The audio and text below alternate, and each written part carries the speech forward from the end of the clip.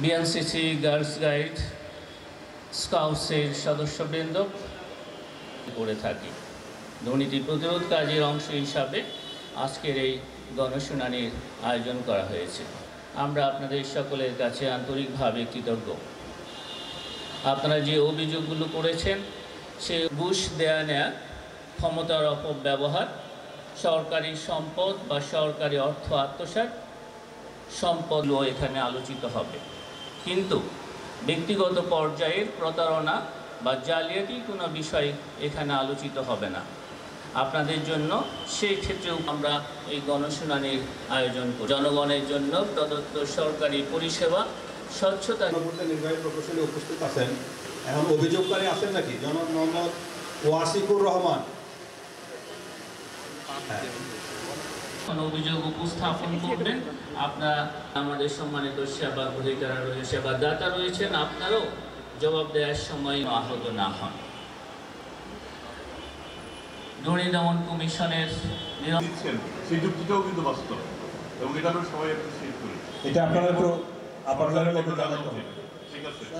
আমরা তো অভিযোগ কত হবে, পৌর লেভেলে কত হবে এটা মনে আছে না স্যার। আমি একটা জিনিস বুঝতে পারছি যে মানুষ বসবাস করার জন্য 2 শতক জমি কিনতে পারে। ৬৫ কোটি টাকা ছিল প্রকল্পের। ঠিকাদার এ পর্যন্ত কাজ করছে 61.3%। আর সে এখন এছাড়াও আমাদের এই প্রকল্পটা বক্তব্য হলো এটা একটা প্রকল্পের মাধ্যমে স্মার্ট কার্ডটা সে পায়, কিন্তু স্মার্ট কার্ডটা আমরা জমা দিতে গেলে আমাকে বলে যে এডি স্যার নাই, আপনি আজকে বাদে কালকে বাদে পরশু আসেন। আমি বহুত কষ্ট করে এই স্যারকে দিয়ে ফাইলটা রিসিভ করাইছি, কিন্তু আমরা দেখেছি প্রায় সমস্ত দুর্নীতিরই উৎস হচ্ছে এক ধরনের রাজনীতিবিদদের হাতে লালিত হয় দুর্নীতিবাজদের অনেকেই। আমরা যদি বিগত সরকারের কথা চিন্তা করি, তাদের এই পতনের অন্যতম কারণ ছিল দুর্নীতি। যে কাজেই আপনারা সচেতন থাকবেন এবং খেয়াল রাখবেন নির্বাচনের সময় আপনারা যাতে সঠিক লোকটিকে, সৎ লোকটিকে নির্বাচন করতে পারেন। এবং নির্বাচন সংক্রান্ত যেসব অপরাধ এগুলি আপনারা জানেন, আপনার নমিনেশন বাণিজ্য থেকে শুরু করে অন্যান্য অনেক ধরনের বাণিজ্য হয়। নির্বাচনকালীন সময়ের অবৈধ টাকার লেনদেন অনেকভাবে বেড়ে যায়। তো সেগুলি যদি সতর্ক থাকেন, আমি বিশ্বাস করি আমরা আগামী দিনে আমরা ভালো গণপ্রতিনিধি পাবো এবং তারা সত্যিকারভাবে কল্যাণকর সরকার গঠন করতে পারবে। এমপি, সে আমলের দুর্নীতিগ্রস্ত ব্যক্তি, এমনকি মাননীয় প্রধানমন্ত্রী, তৎকালীন প্রধানমন্ত্রী এবং তার যে পরিবারবর্গ, তাদের বিরুদ্ধে আমাদের যে মামলা মোকদ্দমাগুলি এখনও চলমান, এটার কয়েকটা স্টেজ।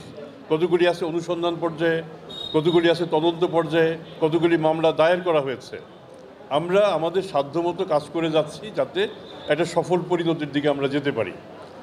আমাদের অনেক আসামি, এটা সত্যি কথা, যে দেশীয় সীমান্তের ভেতরে নাই, বাইরে চলে গেছে। এটা কেমন করে কিভাবে চলে গেছে এটা নিশ্চয়ই আমার চেয়ে ভালো আপনারা জানেন। এমনও তো হতে পারে যে আপনাদের চুয়াডাঙ্গা সীমান্ত দিয়েও পার হতে পারে, যেহেতু সীমান্তবর্তী।